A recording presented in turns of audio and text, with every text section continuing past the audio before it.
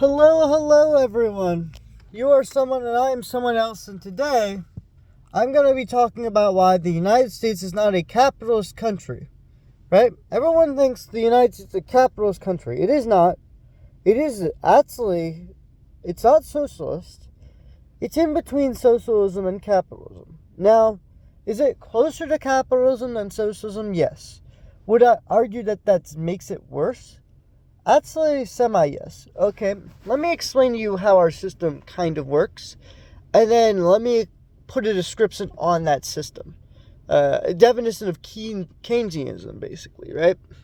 So what Keynesians do, and that's what I call our economy. We don't call it capitalist, we don't call it socialist, we call it Keynesian. Because we do follow the neo-Keynesian model of economics, that our government anyway does follow. Now, does that mean psychologically is it satisfying every need? No. In fact, there are protests basically saying it doesn't satisfy needs. It is pretty obvious. But, that being said, we are going to go talk about what it does. Okay? So before 1965, education, healthcare, a bunch of stuff, they were very capitalist. You were able to go in the market, go across borders, state borders, pay for the same price for everything. Now the government cares about what state you live in. Now the government cares about, what do you have in your medical expenses? The state wants to know all this stuff. That caused the price to go up. And then, guess what people said? Oh, it's unfair that I have to pay a lot of money. Now what the government does is print money for those systems. The healthcare and the education and the housing. Now you've socialized some of those systems. And so, could you argue that it is socialist after 1965 because of what happened with healthcare? Like, literally everything went up after 1965. And then, of course, Ronald Reagan really didn't actually help. He campaigned like a small government guy, but he was not. Did he help? No, not at all. And that's why people are so mad at Ronald Reagan, because he didn't actually do anything. He just said things that people liked. And I do like the things he said. Don't get me wrong. He was a great speaker. But his actions, he did nothing. Congress boosted, and they had the power of the purse. Congress is the one with the power in terms of financial wise. So, like, if the government wanted to, yeah, they could do whatever they want with the money. Once they get the money, they can sign an executive order to, like, move it around, right? But for the most part, if Congress gets really pissed off, the power of the purse could go really down. And then the government could break down a little bit. But, in my opinion, the United States is not a capitalist country. Anyone who tells you that, they don't know how capitalism is. Capitalism is about choice. It's about two individuals who have two different things trading. Whether it's currency, whether it's just a rock and a stick. Like, I got a rock, you got a stick. It's about, and currency makes that exchange more possible. Makes it more efficient. So quantity-wise, it's very easy to measure. So, and it needs to last. It can't be spoiled meat. We're not trading spoiled meat as currency. So, like, again, water, same thing with bottles of water. There's a reason why they're not currency. Because, again, they're kind of heavy. So, they're quantity-wise, you're just not going to accrue a lot of them. But we have so many bottles of water, it doesn't really matter. But that being said, right? Capitalism is about exchange between two parties. If we didn't make that transaction, nobody benefits. And if we made the transaction, that means we've agreed to the price or agreed to the transaction, and therefore that is capitalist.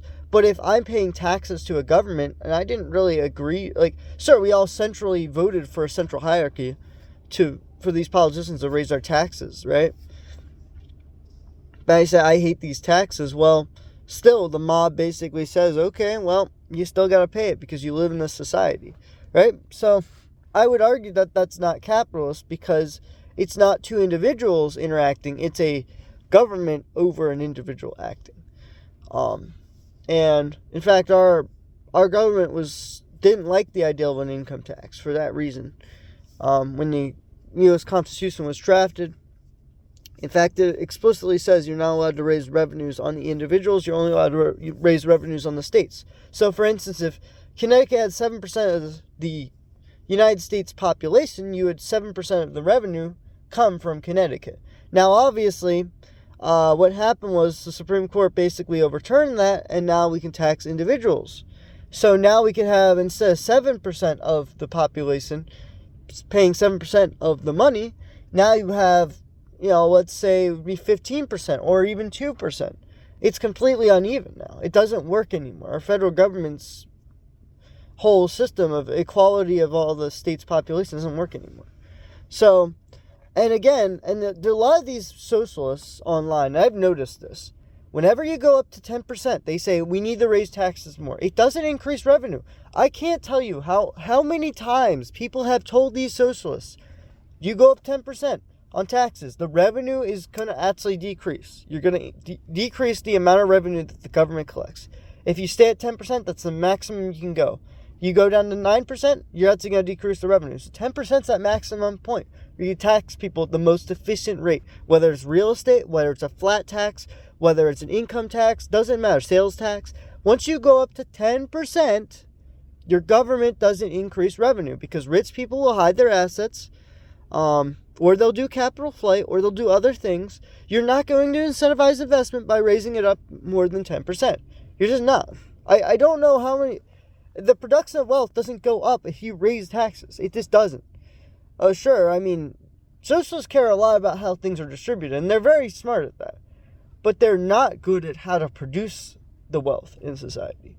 That is something you need to read by Wealth, Poverty, and Politics by Thomas Sowell. He talks about how foreign aid doesn't help. In fact, Singapore got very little foreign aid and was one of the wealthiest countries in the world. Like, they were colonized by the British. They had all the things that Africans had. All the terrible disadvantages Africans had. In fact, even worse. They were even more divided. They were even more linguistically divided than, third-wise, they were Tamil, Chinese, and what was the other one? Malay. So, they were split up by the thirds, and then maybe there was a few British settlers. But, Singapore, they sucked, and guess what? In their trade route, really, you could just avoid Singapore. They're a small little city. Guess what, though? Singapore was able to increase the amount of trade in the United States, which is kind of crazy. Or in the world. They were able to increase the trade in their country, which is kind of crazy. So they have a huge market cap in terms of their country, or GDP in terms of their country. Same with Hong Kong. Hong Kong had very little going for it. Somehow they were able to develop wealth. Now you look at Ethiopia, Nigeria, and some of these up and developing African countries, I would be looking out for these guys.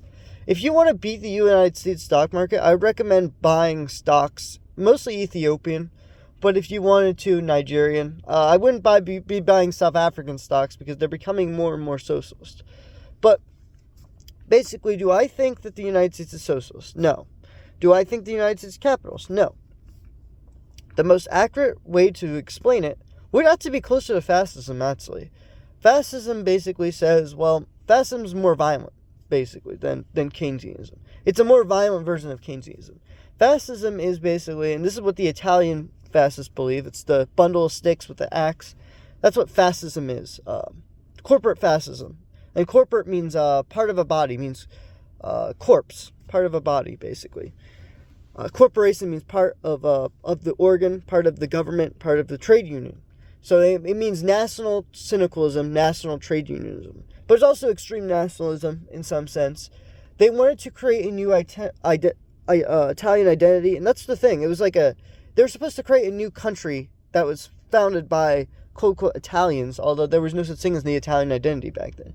Arguably, though, the fascist ideology, that's what makes it the strangest thing, is because they were trying to make a whole new identity off of trade unionism and nationalism.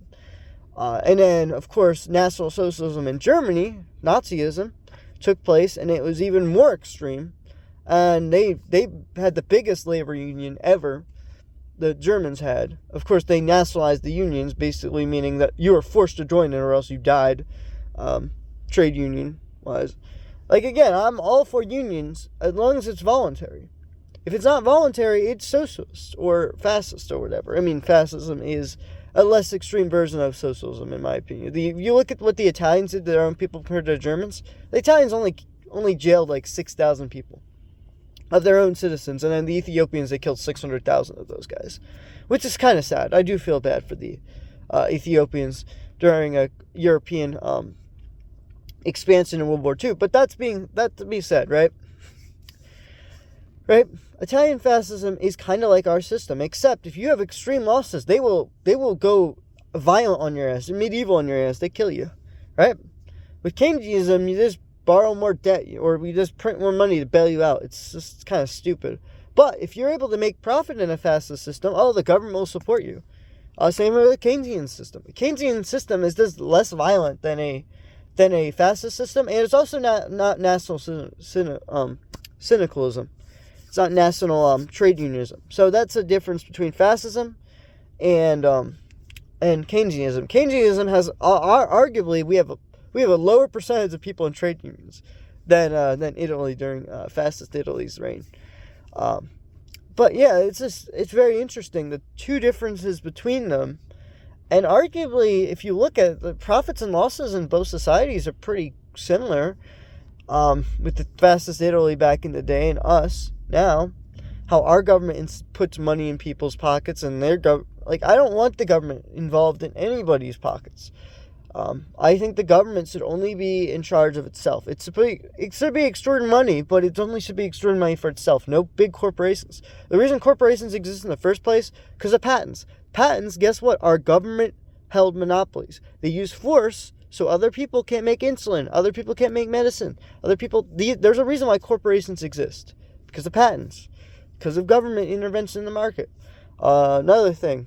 What else?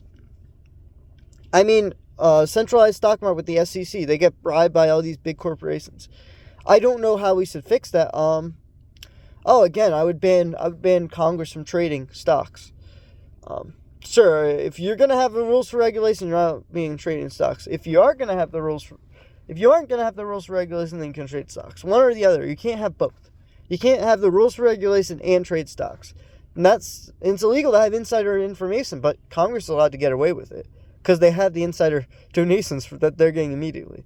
Now, again, Congress every few months they have to send you reports saying what they bought and sold. So, yeah, Nancy Pelosi does send us reports, and people who follow her trading strategy actually make a ton of fucking money. But yeah, I just want to let you guys know that the United States is not capitalist, because if there's any government, like again what I said with Congress, with them bribing and making rules for all these corporations, that's not capitalist. Anytime a government imposes a will on the people, and it's not just two parties voluntarily exchanging things, government is not a voluntary transaction. Most of the time I interact with government, I have to get a car license. I did not voluntarily want the car license to be enforced. Someone imposed that, 70 years ago? Or whenever the car license was first made as a law. Right? Most of these laws were ruled by what do you call it? Time and memorial. So if we make a new law, you're not going to get charged with the crime before it was a law. You know what I mean? So we're ruled by time in that sense. Or grandfathered in, I guess, would be the correct word, if, whatever, right? That's what I like about our system. I like that you don't get charged with the crime if you committed it before it was a law. I do like that. However, again, the executive branch, judicial branch, they've overruled a lot of what Congress is supposed to do.